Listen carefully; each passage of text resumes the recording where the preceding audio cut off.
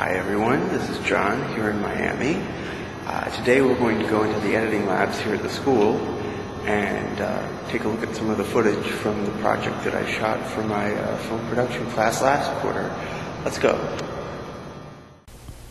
Alright, so we're here in the editing lab. We're going to be looking at silent footage.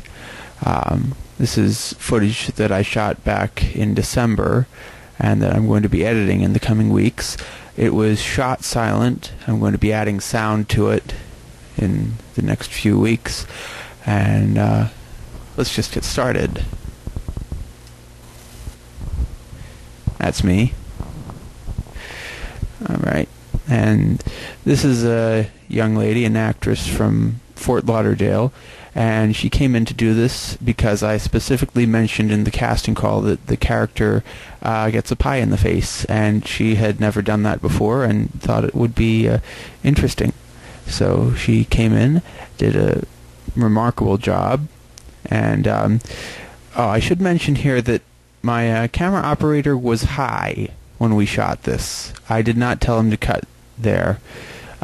He admitted that he had smoked a joint just before we filmed this, and apparently standing behind the camera he forgot that he wasn't directing.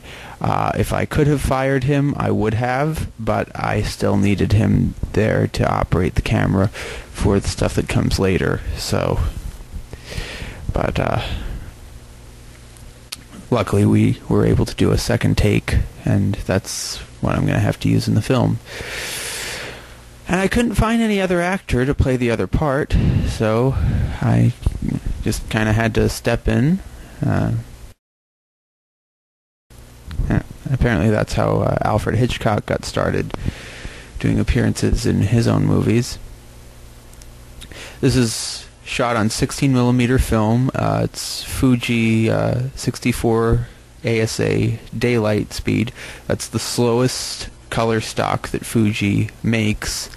It's color balanced to be used in daylight. You can put some filters in front of the lens to use it with indoor light, but that knocks the ASA rating down to about 2. So strictly outdoors for this.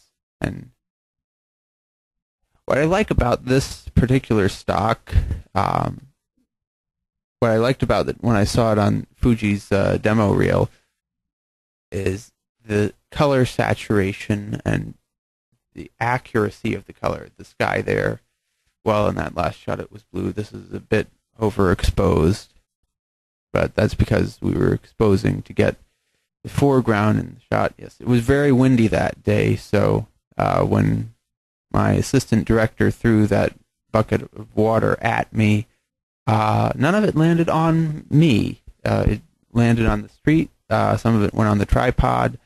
I think a little bit might have gone on the camera, but it didn't land on me in the medium shot either. It does land on me here in this close-up, but it's right at the end of the reel, so watch what happens. Yep. And then this is the second roll. Each roll is 100 feet, which gives you about 2.5 minutes of shooting time, give or take.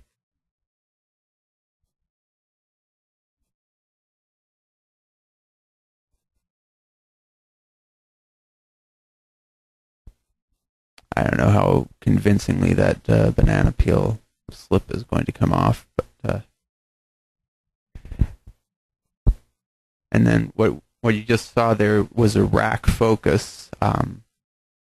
Basically, if you remember from last quarter, the tape measure measuring the focal distance. We have a tape measure. This is a non-self-retracting tape measure. What you use this for is to measure the distance from the film pane of the camera to your subject. And using this, you can get them in focus more accurately than doing it by eye through that teeny tiny little viewfinder. Well, they measured the distance to where my head was going to be on the pavement, and then they focused past that, and then when I said action, and if you look closely you can see me kind of muttering it under my breath there, My assistant, not my assistant, my gaffer actually, gaffer/focus puller, turned the focus ring of the lens slowly to the marking for the distance from the lens to my head.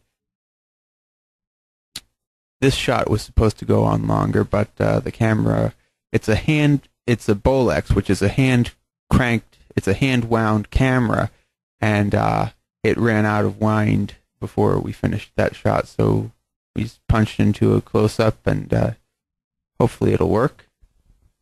And then here's the banana peel slip in a wide shot. I don't know how convincingly that's going to come off. This is a car driving through a puddle, undercranked.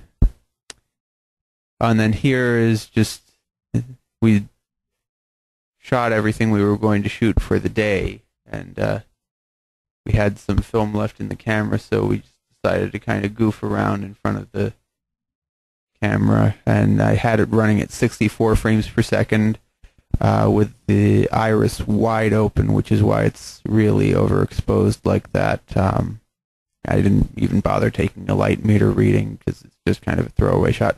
This is also an extremely overexposed shot of Biscayne Bay, and also the last shot on the reel. So that's it for this week. Check back next week and you'll get to see the rough cut.